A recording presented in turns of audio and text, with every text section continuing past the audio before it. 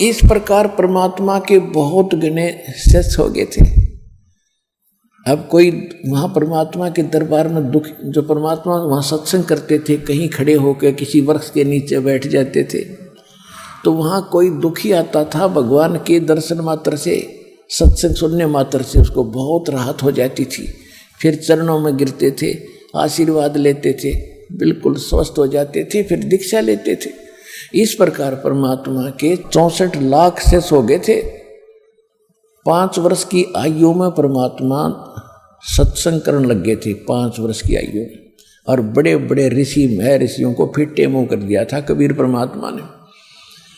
यानी 1398 में मालिक प्रगट हुए थे और यानी 1403 में रामानंद जी, जो वहाँ के प्रकांड विद्वान माने जाते थे, वेदों और गीता के मर्म ज्ञाता प्रसिद्ध थे, उसके छक्के छुड़ा दिए थे। और उसने उनको विवश होना पड़ा था ये कहने के लिए, मैं तुम स्वामी मैं बाल बुद्धि, कर्म भरम कियो नाश, और गरीबदास तुम पूर्ण पुरुष, मेरा हो गया दृढ़ विश्वास। तो इसी प्रकार परमात्मा के 64 लाख शिष्य और एक धानक के, एक जुलाहे के, एक गरीब, एक निर्धन के, अछूत के, जिसको हम सारी ये उल्टी उपमा दे रहे थे, और उसके इतने शेष होना, तो हमारी बुद्धि पर पत्थर पड़ रहे थे। हमने भगवान का पता ही नहीं था।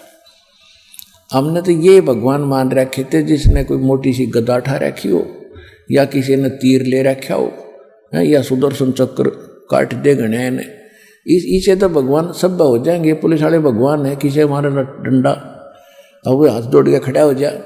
पहले समय में तो ऐसा ही होता था। तो ये भगवान नहीं होते, इनसे हटकर होते हैं जो अच्छे। जैसे पुलिस वाले हैं, पहले एक बुरा हाल कर रखा था जनता का जब गुलाम था भारत, लेकिन वो पुलिस अलग डिपार्टमेंट है, जो हथियारों वाले हैं वो अलग है। राजा तो बगैर हथियार के रहता है, वो स्वयं हथियार नहीं उठाता। तो इसी प्रकार हमारे जो भगवान थे वो समर्थ थे, वो उनको हमने भगवान मानना नहीं। जिसके हाथ में डंडा उसने सारे भगवान मान ले, सारे राम राम करे। तो कहने का भाव ये है कि हमने पहचान नहीं थी भगवान की, इसलिए ये दाव लगा रहा है नकलियों का। तो सब बहुत से सुखी हुए परमात्मा के 64 लाख। अब पवित्र गीता जी में लिखा है 8वें अध्याय के 16वें श्लोक में कि ये ब्रह्मलोक तक सभी नासवान है। अर्थात जो यहाँ का अंतिम भगवान ब्रह्म है, वो ब्रह्मलोक में रहता है, वो भी नासवान है, वहाँ गए हुए भी मृत्यु को प्राप्त होते हैं, इसलिए ये अविनाशी नहीं है। अब देखिए पवित्र श्रीमद् भगवत गीता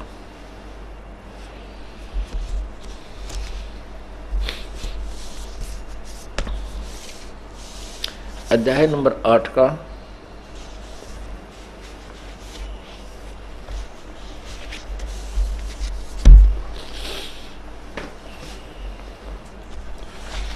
अध्याय नंबर 8 का मंत्र नंबर 16 आपको दिखाते हैं।